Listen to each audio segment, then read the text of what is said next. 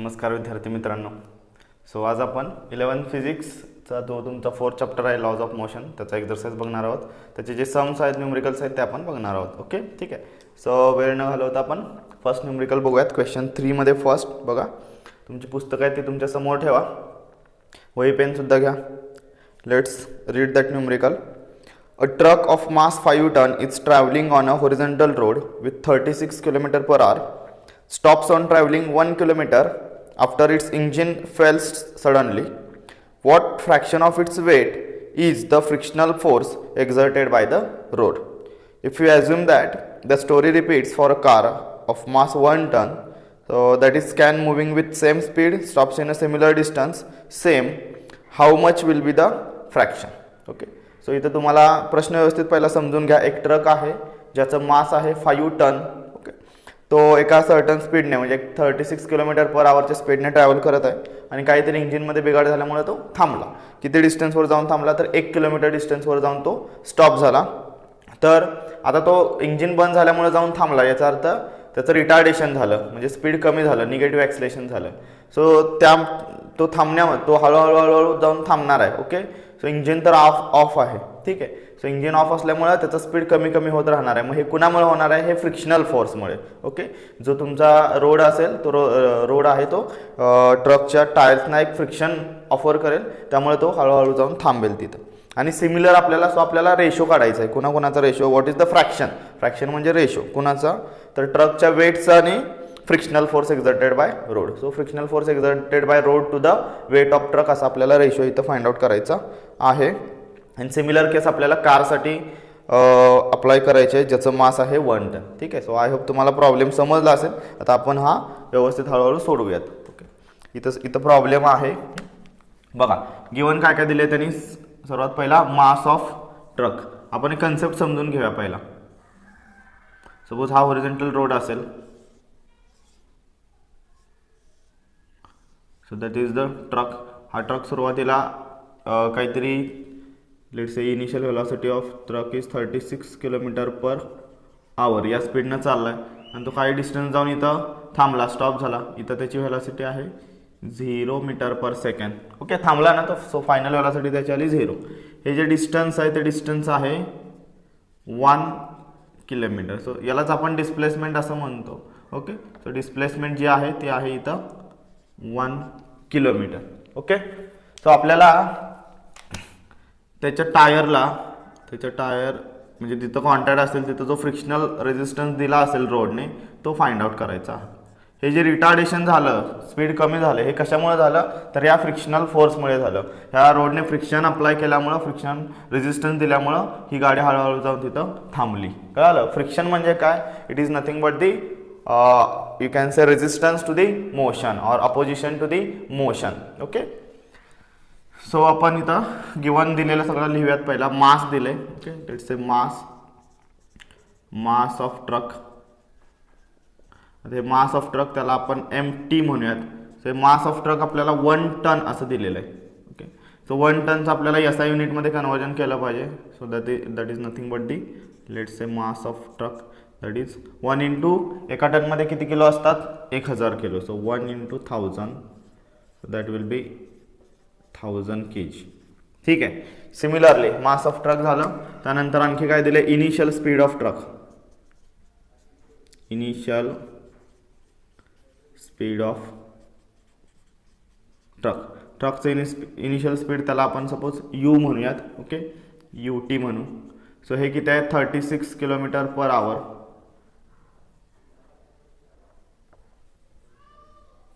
That will be 36 kilometre per hour. Okay, हे सुद्धा तुम्हाला कन्वर्ट करावं लागेल मीटर पर सेकंडमध्ये, कारण की हे किलोमीटर पर आवर आणि हे असं युनिट नाही आहे. सो 36 इंटू 1000 एका किलोमीटरमध्ये 1000 मीटर डिवायडेड बाय आवरमध्ये किती सेकंड? 3600 सेकंड. ओके, सो 2 शून्याला 2 शून्य कट होतील, 36ला 36 कट होईल. हे 1 into 10 metre per second. So ट्रकचं जे इनिशियल स्पीड आहे ते किती आहे? 10 मीटर पर सेकंड. सिमिलरली आपण फायनल स्पीड किंवा व्हेलॉसिटी म्हणा, इनिशियल व्हेलॉसिटी म्हणू आपण इथं. Okay, similarly final velocity velocity of truck, so vt that is 0, कारण की तो ट्रक जाऊन तिथं थांबलेला आहे, सो स्टेट ऑफ रेस्टमध्ये असेल, सो फायनल वेलॉसिटी ट्रकची 0 असेल. ओके, ठीक आहे.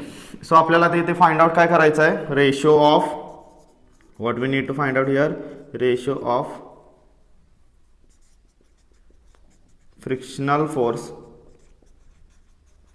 To the weight of truck. Okay, so हा रेशो आपल्याला इथं फाइंड आउट करायचा आहे. Let's say F S divided by weight of truck. So आपण इथं weight of truck easily find out करू शकतो. वेट म्हणजे काय असतं, वेट म्हणजे अर्थच्या ग्रॅव्हिटेशननं अप्लाय केलेला फोर्स असतो. ओके, तो ॲक्च्युली तो आपल्या मास एवढाच असतो, मास इंटू जी केलं की आपल्याला वेट मिळतं. सो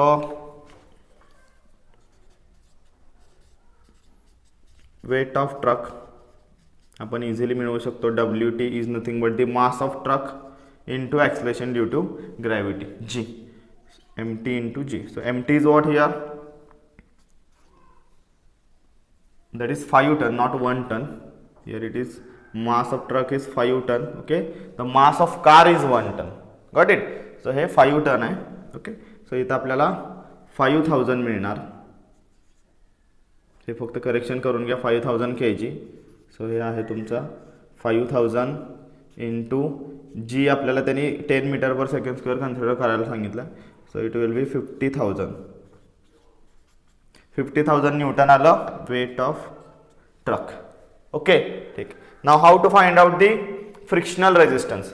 फ्रिक्शनल रेजिस्टन्स कसं फाइंड आउट करणार, गाडी काय झालं, गाडी हळूहळू जाऊन थांबले, बरोबर. जर आपल्याला याला हे निगेटिव्ह ॲक्सलेशन मिळालं तर आपण फोर्स फाइंड आउट करू शकतो. हा फ्रिक्शनल रेजिस्टन्स म्हणजे एक प्रकारचा फोर्स आहे.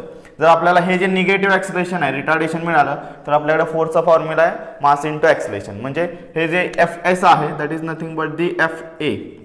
ओके, सो हे जे असेल ते निगेटिव्ह असणार आहे कारण की गाडी जाऊन थांबला. तर आपल्याला हा ए निगेटिव्ह ॲक्सलेशन आहे तो कॅल्क्युलेट केला पाहिजे. मग तो कसा कॅल्क्युलेट करणार, आपल्याकडे न्यूटनचे बरेच इक्वेशन्स आहेत, त्यातलं एक थर्ड इक्वेशन आहे बघा. Okay, so now using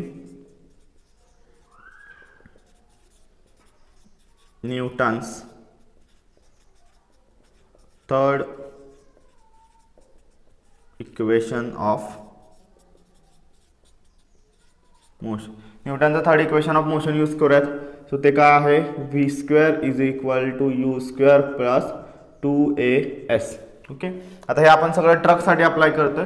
so इथं व्ही टी येणार, हे यू टी येणार. बरं, आता आपण हे थर्ड इक्वेशनच का वापरतोय, कारण की इथं बघा इथं टाइम नाहीये, बरोबर, आणि आपल्याला सुद्धा इथं टाइम दिलेला नाहीये. म्हणजे विदाउट टाइम कन्सिडर करता आपण हे फाइंड आउट करू शकतो. फर्स्ट जे दोन इक्वेशन आहेत, फर्स्ट काय V is equal to U plus AT, त्याच्यात सुद्धा टाइम आहे. आणि सेकंड आहे S is equal to U T plus 1/80 square, त्याच्यात सुद्धा टाइम आहे. आणि जे थर्ड इक्वेशन आहे ह्याच्यात कुठलं टाइमचं कन्सिडरेशन नाहीये, म्हणून आपण हे जे थर्ड इक्वेशन यूज करतोय. Okay, so V final velocity ट्रकची आहे 0, so that will be 0 square. U आहे 10 square plus 2 into A into S आहे. एस किती आहे बघा, 1 किलोमीटर. सो आपण याला S is equal to 1 into 1000 that will be 1000 metre. So आपण हे 1000 घेऊ शकतो. सो आपल्याला मिळेल 0, हे 100 प्लस 2 इंटू 1000 2000 ए. याला आपण पलीकडे करूयात किंवा हा तिथंच ठेवूयात. हा 100 इकडं मायनस होईल, divided into is equal to 2000 A. Here a is equal to minus 100 divided by 2000. So you'll get the value a is equal to minus 1/20. So आपल्याला जे रिटार्डेशन हे निगेटिव्ह का मिळालं, because it is a retardation, negative acceleration आहे, गाडी जाऊन थांबलेली आहे. ओके, सो ही व्हॅल्यू आपण फोर्स मध्ये पुट करू. So F is equal to or force of friction is equal to let's say F आणि ए. सो देअरफॉर इथं आपण रिटार्डेशन लिहूयात. Retardation is equal to 1/20. हे मायनस घेऊ नका कारण की ते मायनस काय इंडिकेट करतं, निगेटिव्ह एक्सलेशन, त्यालाच आपण रिटार्डेशन म्हणले नाही तर. So F is equal to F into A. So F is what, force of friction F A म्हणतोय ना आपण त्याला. F is equal to mass into acceleration, not F into A. So mass is what, आपल्याकडे इथं मास आहे 5000 into acceleration आहे 1/20, 1/20 हे गेलं 25 that 0. Okay, so you will gate 250 Newton. Force of friction as a 250 Newton. So आपण आपल्याला ratio काढायचा, therefore ratio of force of friction to the weight of truck. So हा काय असेल force of friction, let's say FA divided by weight of truck WT. FA किती आहे 250 divided by WT किती आहे, that will be 50,000. एका 0 ला 1 शून्य गेला, 25 एके 25, 25 दोन्ही 50 आणि हे 2 शून्य. So will get value 1/200. Okay, so ratio of force of friction to the WT weight of truck it will be 1/200. Okay, that is your answer. आता हे होतं ट्रकसाठी. सिमिलरली त्यांनी आपल्याला सांगितलं कारसाठी कॅल्क्युलेट करा. ओके, सो आपण बी केस घेऊयात. लेट्स सो इथं सेम कार आहे.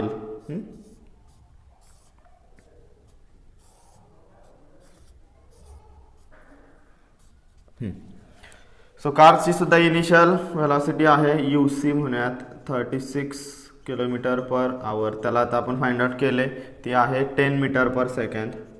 ओके, त्याची जी फायनल व्हेलॉसिटी आहे V आहे ती पण थांबलेली आहे 0 मीटर/सेकंड. त्याचं जे डिस्टन्स आहे ते पण सेम आहे. किती आहे ते, that will be 1 kilometre which means 1000 metre. Okay, displacement. आणि त्याचं जे मास आहे, सो मास आहे ते 1 टन आहे. ओके, ठीक आहे. सो आता आपण कारसाठी फाइंड आउट करूयात.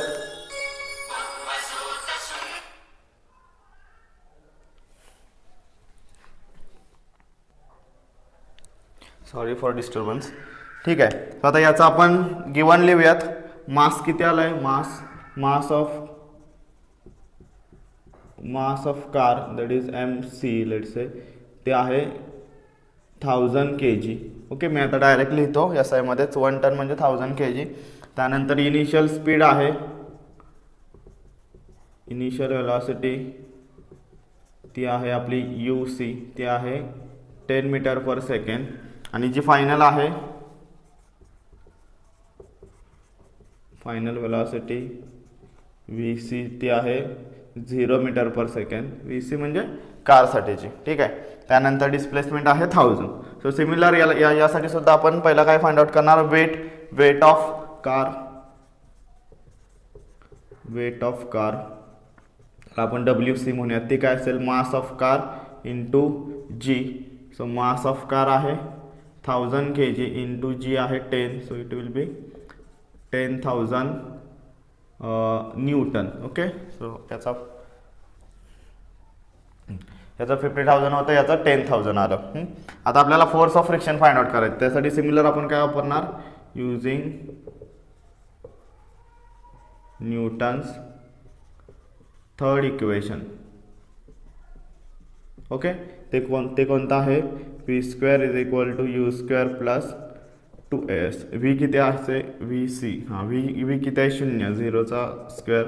U किती आहे 10, 10² + 2 into A into S is 1000 again. So 100 + 2000 A. So हे सिमिलर आलं. याचा अर्थ आपल्याला माहिती आहे A किती आहे. So A is -1/20. ओके, बघा हे सिमिलर इक्वेशन आहे ना, हे सॉल्व्ह केले की आपल्याला काय मिळते, -1/20. ठीक आहे, सो ॲक्सलेशन मिळालं म्हणजेच हे रिटार्डेशन आहे, निगेटिव्ह आहे रिटार्डेशन. It is A = 1/20. त्याचं मायनस साईन कन्सिडर करू नका, कारण की ते तुम्हाला डायरेक्शन सांगतं ते इन्क्रीज होत गेले का डिक्रीज होत गेले. ठीक आहे, आता आपल्याला परत रेशो काढायचा आहे. Therefore ratio of force of friction to the weight of car. काय रेशो असेल, फोर्स ऑफ फ्रिक्शन किती आहे, फोर्स ऑफ फ्रिक्शन. हां, इथं आपल्याला फोर्स ऑफ फ्रिक्शन पहिला काढून घेतला पाहिजे. ठीक आहे, तर पहिला आपण force of friction find out करूयात.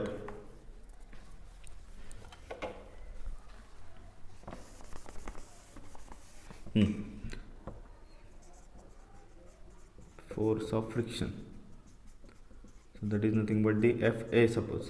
सो हा जो फोर्स ऑफ फ्रिक्शन असेल ते म्हणजे मास इंटू ॲक्सलेशन. मास किती आहे,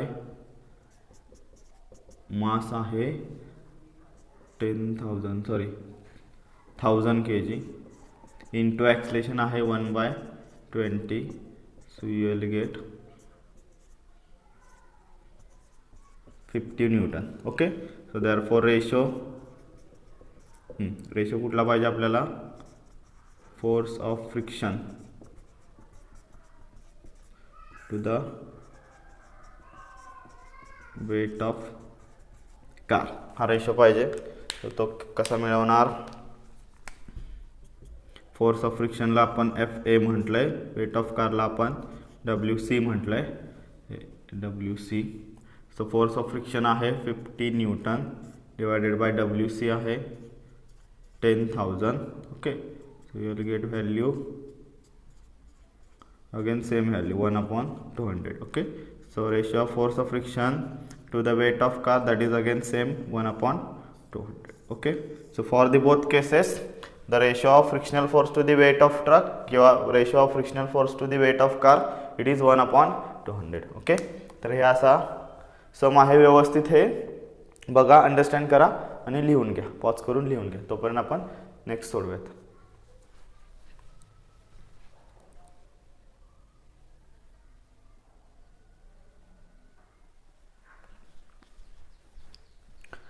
ठीक आहे. आता दुसरा प्रॉब्लेम बघूयात.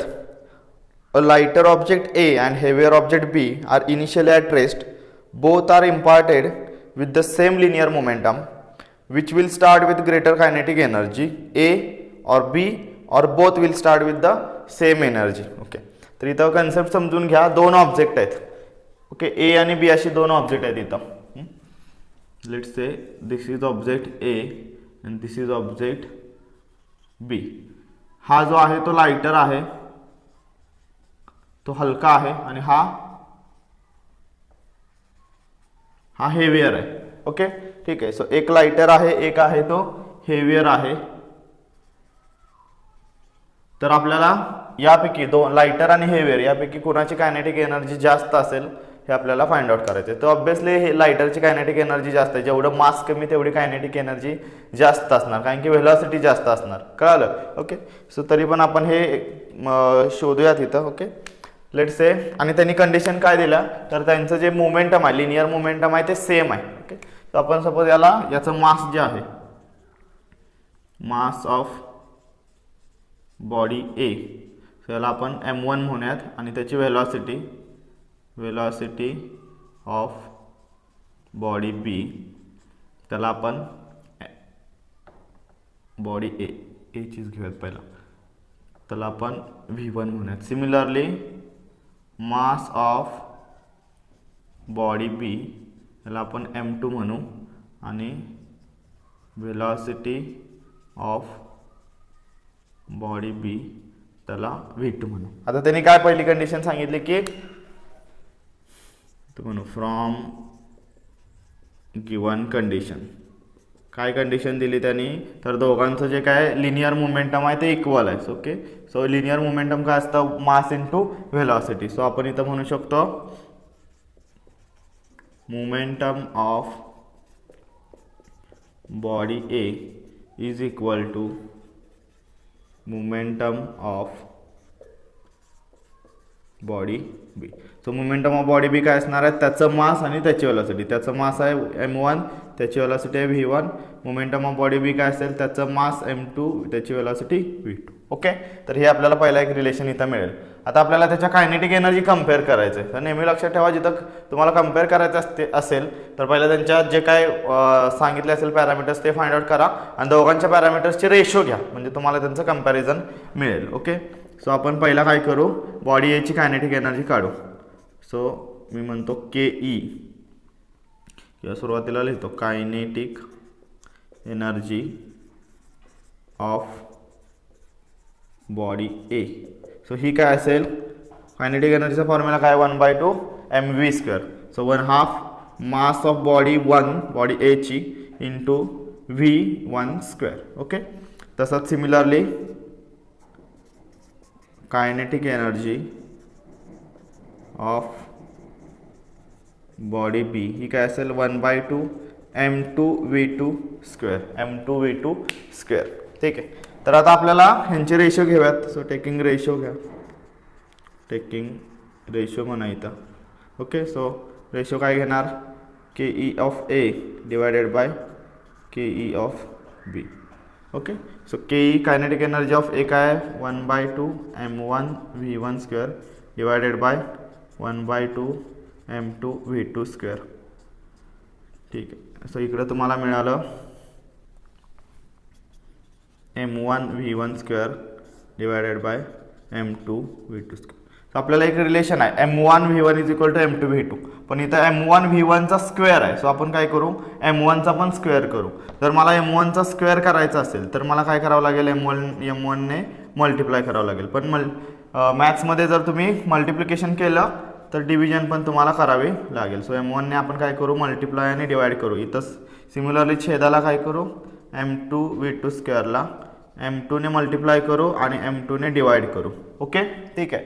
सो हे इक्वेशन काय बनेल तुमचं, इकडे बघा, K E of A divided by K E of B is equal to m1 into m1 square v1 square divided by इकडे m1 राहील, परत m2 into m2 square v2 square divided by m2. याला आपण थोडंसं simplify करू. m1 square v1 स्क्वेअरला दोघांनाही ब्रॅकेटमध्ये घेऊ, m1 v1 bracket square divided bye m1 into, याला आपण रिव्हर्स मल्टिप्लिकेशन करू शकतो, भागाकार म्हणजे उलटून गुणाकार. सो m1 m2 वर येणार डिवायडेड बाय हा, यांना ब्रॅकेटमध्ये घेऊ m2 v2 ब्रॅकेट स्क्वेअर. आता आपल्याला माहिती आहे m1 v1 आणि m2 v2 दोन्हीही एकसारखे आहेत, म्हणजे हा ब्रॅकेट कॅन्सल होईल.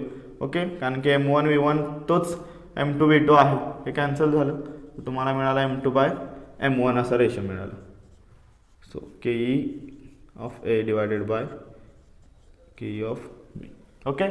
सो मला सांगा ह्यातलं ग्रेटर कोण आहे, म्हणजे हा रेशो मिळाला तुम्हाला K E A as to K E B is equal to m2 as to m1. ह्याच्यावरून काय समजतं तुम्हाला, कोणाची कायनेटिक एनर्जी जास्त असणार आहे. m2 म्हणजे कोणाचं मास आहे, हेवियर, बीचं मास आहे. सो बी कसा आहे, हेवियर आहे ना, सो तो भाग मोठा आहे. याचा अर्थ कोणाची कायनेटिक एनर्जी जास्त आहे, ए ची कायनेटिक एनर्जी जास्त आहे. बीचा भाग m1 एवढा आहे, कायनेटिक एनर्जी ऑफ बीचा भाग m1 एवढा आहे. आणि m1 कोणाचा मास आहे, लाइटर ऑब्जेक्ट. सो लाइटर म्हणजे हलकं. सो ही व्हॅल्यू कमी असणार आहे आणि m2 व्हॅल्यू जास्त असणार आहे. कळलं. त्याच्यावरून तुम्हाला काय कळतंय,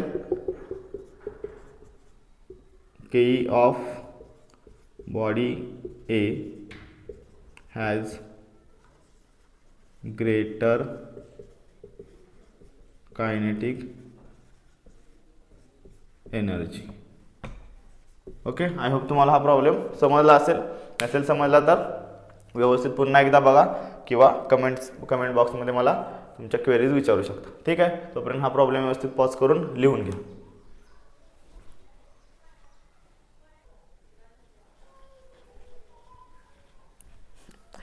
ठीक आहे. पुढचा क्वेश्चन बघा.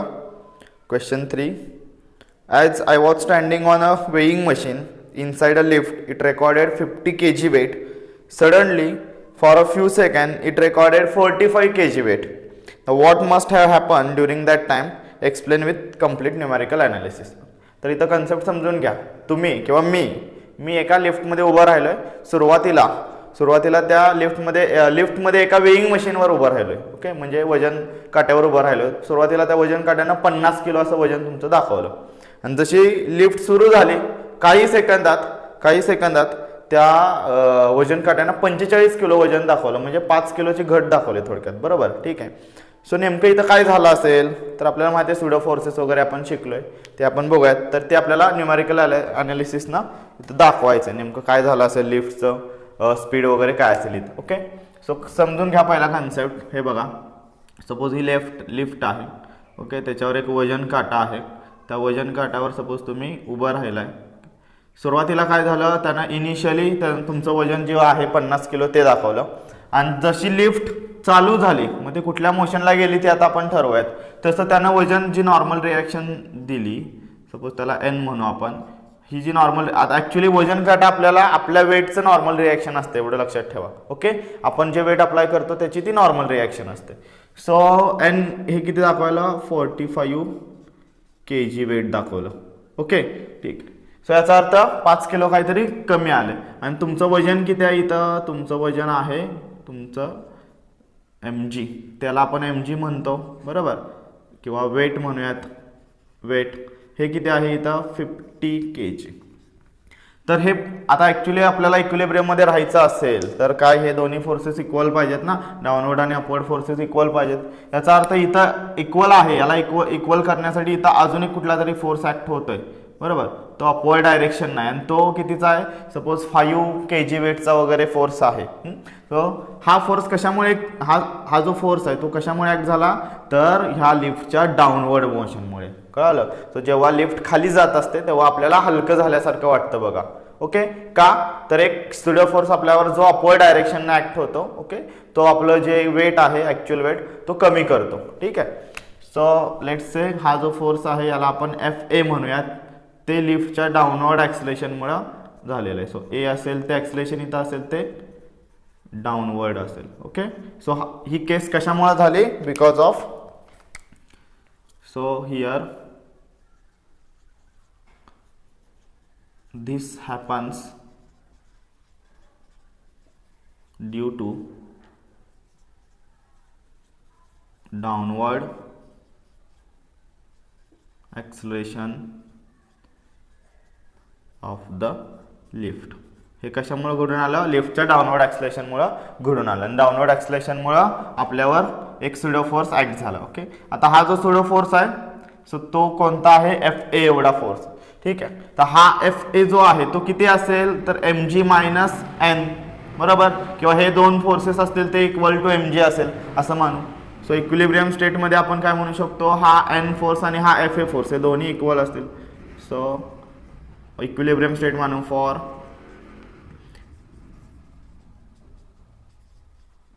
Equilibrium condition that mg should be equal to, mg म्हणण्यापेक्षा आपण त्याला वेट म्हणू. So actual weight that should be equal to normal plus Fa. Okay, so जो सुडो फोर्स आहे तो. सो आपल्याला Fa ची व्हॅल्यू काय मिळाली, Fa तसंच ठेवा, W minus n. Okay, so Fa काय मिळालं तुम्हाला, W मायनस n. ठीक आहे, आता प्रत्येक व्हॅल्यू फाइंड आउट करू आपण इथं. Fa म्हणजे काय असणार, मास इंटू ते downward acceleration, mass into downward acceleration. Fa that will be mass into acceleration. W काय असेल, mg असतो तो, so that is mass into gravitational acceleration minus normal reaction जी आहे की ते ती तुमची suppose that is n. Okay, ती 45 kg वेट आहे. सो आपण इथं काय करूयात, हां, सो एनला आपण mgच्या ह्याच्यात फाइंड आउट करू. बघा n हा वेटच्या किती पट कमी झाला ते कसं काढणार, सो इथं आपण फाइंड आउट करू ते. n आणि mgचा रेशो घेऊ. So n upon mg, so you will gate n is what, n is 45 divided by mg is 50. हा रेशो का घेतला तर n ची व्हॅल्यू mgच्या टाइम्स आणायची आहे ना इथं mg, आणि इथं पण mg आणण्यासाठी आपण काय करू, n हा mgचे किती टाइम्स आहे ते फाइंड आउट करू. सो 5 9 जा 45, 5 10 जा, so you will get here n upon mg that is 9/10, which means normal reaction is nothing but the 9/10 mg. So जी नॉर्मल रिॲक्शन आहे ही mg चे किती टाइम्स आहे, 9/10 टाइम्स आहे. ओके, म्हणजे आपण इथं n ची व्हॅल्यू पुट करू शकतो. So you will get value mg minus 9/10 mg, इकडं ma. Okay, so you will gate 10 mg minus 9 mg divided by 10 again here. Okay, that is ma. So you will get 10 minus 9, that is 1 mg, just mg by 10. Here again ma, mm gets cancelled, you will get a as a g upon 10, that is g. Okay, acceleration due to gravity, आणि आपल्याला त्यांनी काय सांगितलं, acceleration due to gravity किती consider करा, 10. Okay, so here A is nothing but the 10/10, so you will get 1 metre per second square. ठीक आहे. So याचा अर्थ इथं काय समजलं तुम्हाला, ही जी लिफ्ट आहे ही डाऊनवर्ड किती ॲक्सलेशनमध्ये आहे, 1 मीटर पर सेकंड स्क्वेअर या ॲक्सलेशनने डाऊनवर्ड जात आहे. Okay, so the lift moves downward with acceleration of 1 metre per second square. ठीक आहे. सो या पद्धतीनं आपल्याला हे न्यूमेरिकल सॉल्व करावं लागेल. आय होप तुम्हाला हे समजलं असेल, तर हे व्यवस्थित पॉज करून लिहून घ्या.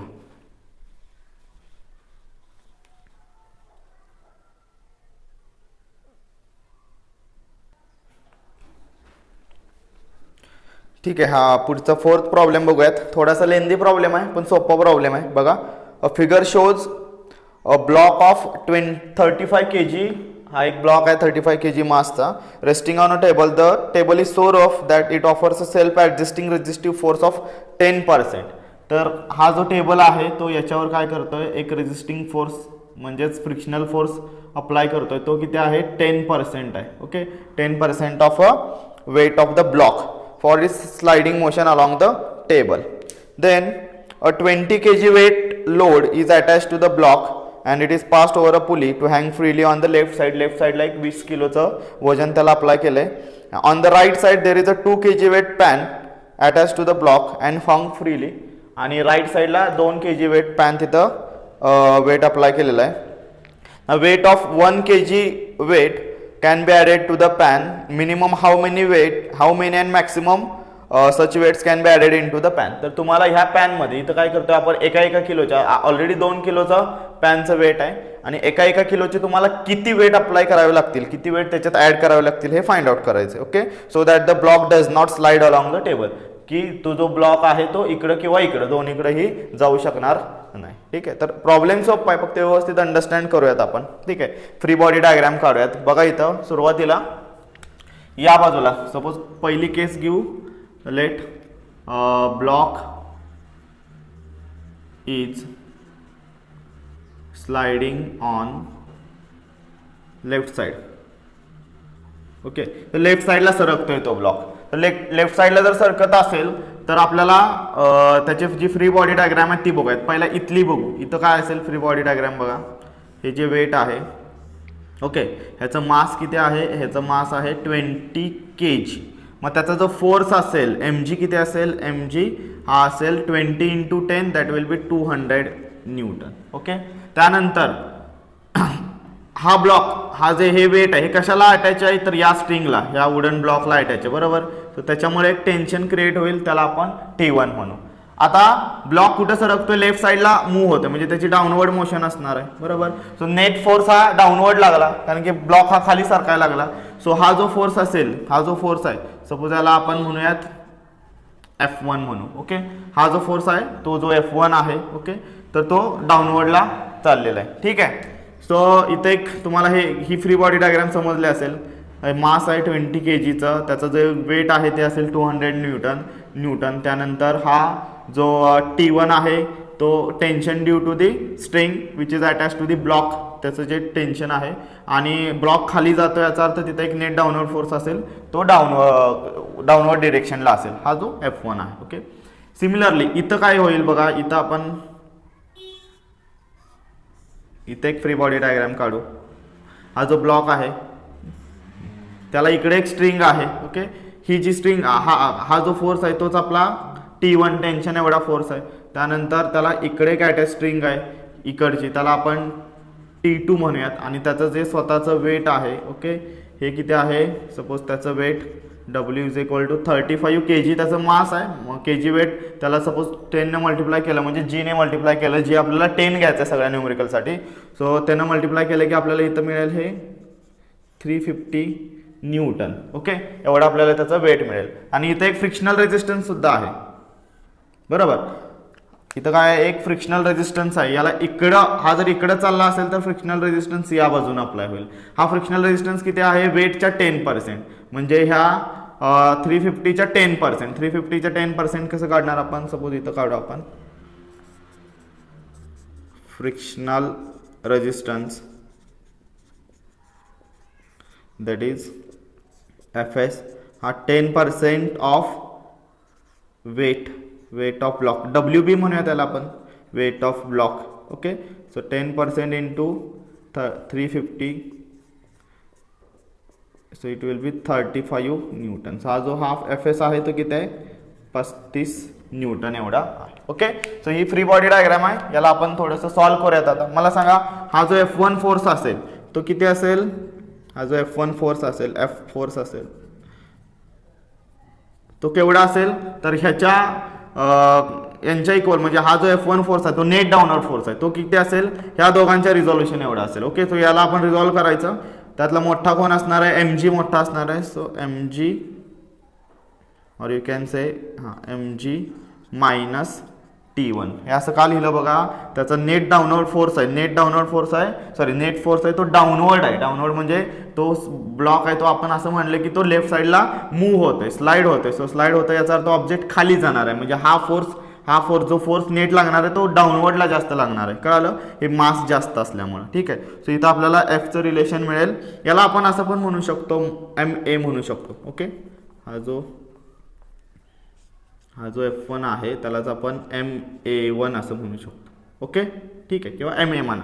हा इथे एक रिलेशन मिळेल तुम्हाला. MA हा जो नेट डाऊनवर्ड ॲक्सिलेशन किंवा नेट डाऊनवर्ड फोर्स आहे तो कशा इक्वल असेल? तर ह्या दोघांच्या सबट्रॅक्शन एवढा असेल. Okay, mg minus T1. mg downward आहे आणि T1 अपवर्ड आहे, त्यामुळं हे मायनस आहे. ठीक आहे, नेक्स्ट सिमिलरली या केससाठी सांगा. या केससाठी बघा, ऑब्जेक्ट कुठं मूव्ह होत आहे? या केसला मूव्ह होत आहे, म्हणजे इथं सुद्धा एक नेट डाऊनवर्ड फोर्स लागणार आहे. सपोज त्याला आपण M1A1 असं म्हणू, M1A1. सो हा जो M1A1 असेल इथं या केसमध्ये, हे कशासाठी? फॉर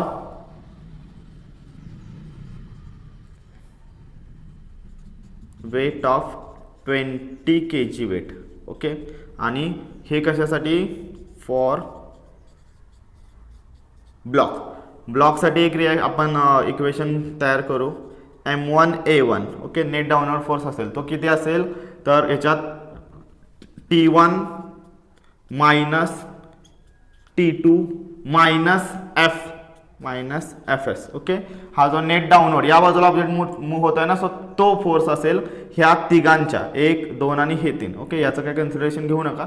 1, 2 आणि 3 ह्या तिघांना रिझॉल्व्ह करून आपल्याला इथं काढावं लागेल. सो T1 त्या डायरेक्शननं आहे, M1A1च्या डायरेक्शननं T1 आहेत म्हणून तो पॉझिटिव्ह, हे बाकी दोघं निगेटिव्ह. ओके, सो ही एक आपल्याला कंडिशन मिळेल. आता आपल्याला त्यांनी काय सांगितलंय? तर तो ऑब्जेक्ट स्लाइड झाला नाही पाहिजे. हा जो ब्लॉक आहे तो इकडे किंवा इकडे नाही झाला पाहिजे, म्हणजे तो इक्विलिब्रियम स्टेटमध्ये राहायला पाहिजे.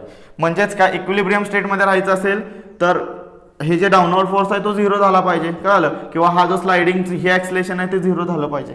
म्हणजेच आपण फॉर इक्विलिब्रियम कंडिशन काय घेऊ शकतो? हा आणि हा फोर्स 0 घेऊ शकतो, किंवा हे जे ॲक्सिलेशन आहे डाऊनवर्ड इक्विलिब्रियम म्हणजे ते हल्लं नाही पाहिजे. म्हणजे ॲक्सिलेशन 0 झालं ना, हे ॲक्सिलेशन आणि हे ॲक्सिलेशन दोन्ही ॲक्सिलेशन 0 झाले. म्हणजेच इथं MA is equal to M1A1 is equal to 0 मिळालं आपल्याला. ओके, आणि हे जर 0 असेल तर हे आपण इक्वेशन थोडेसे सॉल्व्ह करूयात, पहिलं आणि दुसरं. पहिलं इक्वेशन बघा, फॉर इक्वेशन 1 कोण 0 झाला? MA 0 झाला. सो इक्वेशन आहे MA is equal to mg minus T1 आहे. MA 0 झाला, so mg minus T1. So therefore तुम्हाला काय मिळेल? T1 is equal to mg. Okay, आणि सिमिलरली या केससाठी सेकंड इक्वेशनसाठी बघा. Second equation for equation second equation काय आहे? M1A1 is equal to T1 minus T2 minus FS. M1A1 0 असेल, T1 minus T2 minus FS. Okay, so हे सगळं या बाजूला आणू, T1 तिथंच ठेवू. हे काय होईल? T2 प्लस होईल, हा सुद्धा plus, T2 plus FS. Okay, so T1ची व्हॅल्यू मिळेल तुम्हाला T2 प्लस FS. याच्यात व्हॅल्यू पुट करा. T1 किती आहे बघा, T1 200 न्यूटन, 200 न्यूटन. T2 किती आहे, T2 आपल्याला फाइंड आउट करायचं आहे. प्लस Fs किती आहे इकडं 35 न्यूटन. ओके, सो तुम्हाला मिळेल value T2 200 minus 35. So 200 minus 35 that will B 165. Okay, 165 Newton. आपल्याला हे फोर्स मिळाला. सो आपल्याला त्याचं जर मास काढायचं असेल so that will B let's say mg is equal to 165. So mass will be 165 divided by g, that is 165 divided by 10. So you will get mass is equal to 60.5 kg. Okay, so एवढं आपल्याला मास इथं add करावं लागेल. एवढं मास इथं या बाजूला पाहिजे जेणेकरून हे M2 म्हणूयात आपण. ठीक आहे, सो हा M2 किती मिळेल तुम्हाला 16.5 kg. पण ऑलरेडी त्याच्यात 2 kg आहे. सो टोटल ॲडिशनल मास रिक्वायर्ड ते किती असेल, टोटल मास किती लागते तुम्हाला 60.5 मायनस ऑलरेडी किती आहे 2 kg, म्हणजे हे किती झालं 14.5 kg. सो त्यांनी सांगितले आपल्याला असे एका kg चे किती पॅन लागतील. सो एका kg चे किती लागतील 14.5 एवढे पॅन लागतील, म्हणजे साधारणतः नियरली अबाउट 15 पॅन लागतील. Okay, so we required minimum nearly 15 pan. Okay, 15 pans of 1 kg each. Okay, तर हे मिनिमम आहे. तसंच आपल्याला त्यांनी मॅक्सिमम साठी सुद्धा काढायला सांगितलं. सो हे सुद्धा सोपं आहे. आता मॅक्सिमम साठी आपण काय करूयात बघू. मॅक्सिमम साठी असं करू की हा जो ऑब्जेक्ट आहे तो राईट साइडला लेफ्ट मूव्ह होते. Okay, so suppose B condition is now block is sliding on right side. Block आहे तो कुठल्या बाजूला स्लाइड होतोय, राईट साइडला स्लाइड होतोय. सो त्यासाठी आपण इथं परत फ्री बॉडी डायग्राम काढूयात. ओके, सो हे जे असेल तुमचा ह्याच्यासाठी पहिला ब्लॉकसाठी काढू.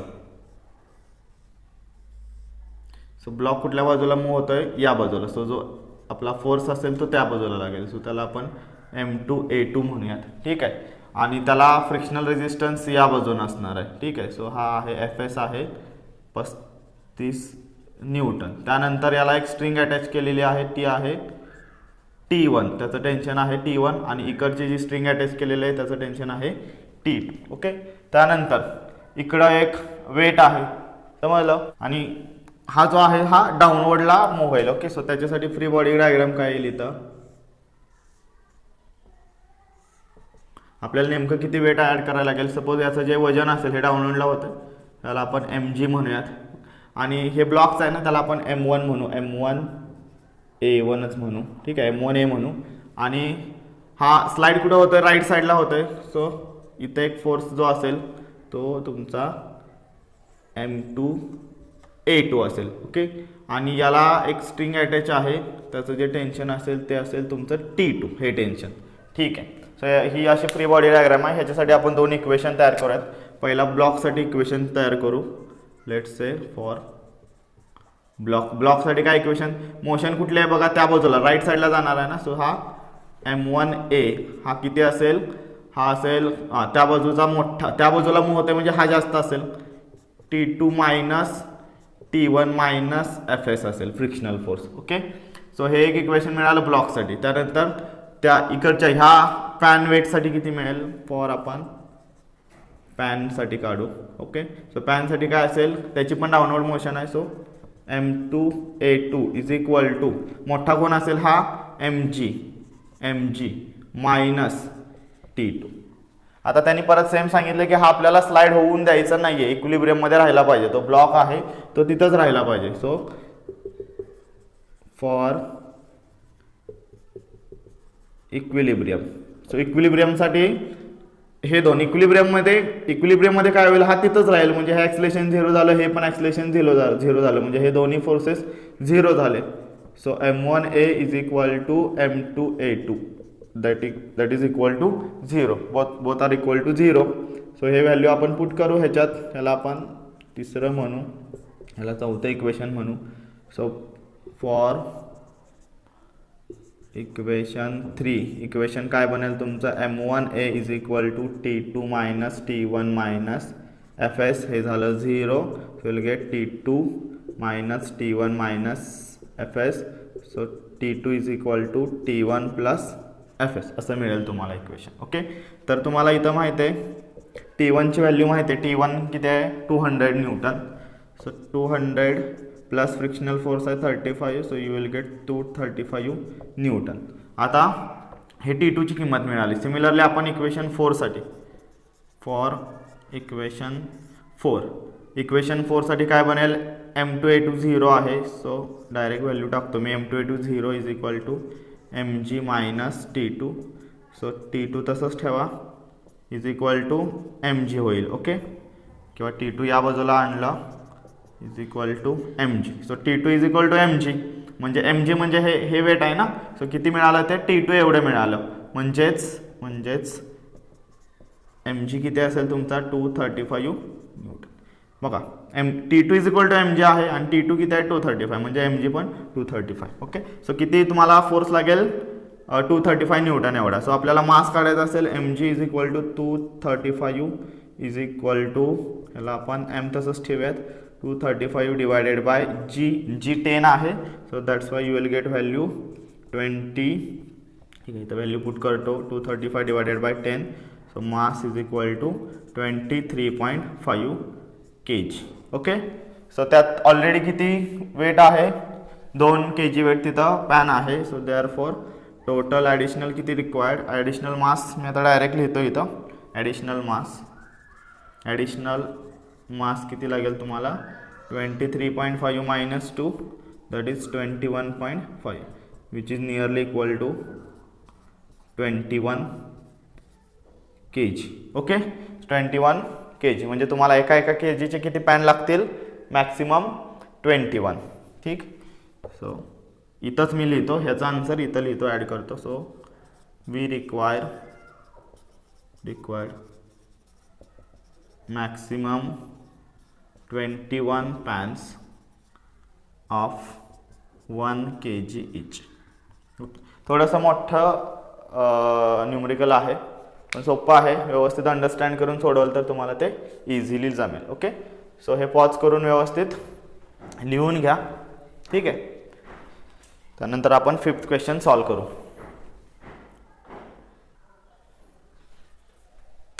ओके, नेक्स्ट 5th क्वेश्चन बघा. त्याच्यात काय दिलंय power is the rate of doing work or the rate at which the energy is supplied to the system. Okay, now a constant force F is applied to a body of mass m. Power delivered by a force at time t from the start is proportional to the मग आपल्याला ते option दिले 4 proportional to the A is t, B option is t square, then C is under root t and D is t raised to 0. Okay, and derive the expression for the power in terms of F, M and t. तर आपल्याला force mass आणि time ह्याच्याशी expression derive करायचं आहे. Okay, so इथं बघा आपण condition काय तर एक ऑब्जेक्ट आहे तो इनिशियली स्टेट ऑफ रेस्टला आहे, त्यानंतर त्याच्यावर फोर्स अप्लाय केल्यानंतर पॉवर काहीतरी जनरेट होते. ओके, सो आपण त्याची इनिशियल वेलॉसिटी काय म्हणू शकतो initial velocity that is u is equal to 0 and final velocity let's say final velocity ही असेल v. ओके, ही काहीतरी असेल. तर आपण फर्स्ट इक्वेशन जर यूज केलं तर आपल्याला काय मिळेल v is equal to u plus at. So u is 0 here, so at, so v is equal to at असं एक रिलेशन मिळेल आपल्याला. ठीक आहे, आता power is what power is what rate of doing work. Okay, rate of doing work म्हणजेच काय तर वर्क डिवायडेड बाय टाइम असतो. So work is what force into displacement. Okay, so you can say force into displacement divided by time ds by dt rate of doing work असं म्हणतो. आणि ds by dt rate of displacement per unit rate of displacement काय असतं or change in displacement per unit time that is nothing but the velocity. Okay, so आपल्याला इथं एक relation मिळेल पॉवरचा F into force into velocity. ठीक आहे, F into velocity आहे V. Okay, and V is what A T, F into A T. ठीक आहे, सो आता आपण इथं फोर्स इज इक्वल टू आपल्याला काय मिळालं F into a t. Now force is what m a into a t. त्यांनी काय सांगितलं इथं आपल्याला तर derive the expression of power in terms of force mass आणि टाइम. सो आपल्याला इथं फोर्स आहे, फोर्स म्हणजे ॲक्च्युली एम एच आहे. त्यानंतर मास सुद्धा इथं घ्यायचं आहे. सो मास सुद्धा इथं आलं पाहिजे. सो आपल्याला काय केलं पाहिजे तर फोर्स आणि मास आणण्यासाठी इथे एक मास ॲड केलं पाहिजे. सो आपण काय करू सरळ एम एने मल्टिप्लाय करू, एम एने डिवाइड करू. सो आपल्याला काय इक्वेशन मिळेल बघा m a into m a that will be m a square into a t divided by m a. Okay, so here a get cancel, m a square, m a म्हणजे काय असतं force. So here F square that t dot t divided by m. So तुम्हाला पॉवरचं हे relation मिळेल F square force square into t divided by m. So त्याने विचारलं आपल्याला फोर्स हा टाईमशी कुठल्या प्रपोर्शनमध्ये आहे, टाईमशी कुठल्या प्रपोर्शनमध्ये आहे तर सॉरी फोर्स नाही पॉवर ही टाईमशी डायरेक्टली प्रपोर्शनमध्ये आहे. ओके, समजलं, इथं कळतं हे पण अंशात आहे हे पण अंशात आहे. So power is directly proportional to the time. So याच्यातला कोणता ऑप्शन येणार आहे option A. Okay, so here we get option A that is power is directly proportional to the T. ठीक आहे, सो हे असे पहिले 5 क्वेश्चन होते ते आपण या लेक्चरमध्ये कंप्लीट केले. ओके, पुढचे क्वेश्चन सुद्धा आपण पुढच्या लेक्चर्समध्ये कंप्लीट करूयात. तुर्तात हे व्यवस्थित पॉज करून पहिलं लिहून घ्या. ठीक आहे, तोपर्यंत सर्वांना धन्यवाद, आभार आहे.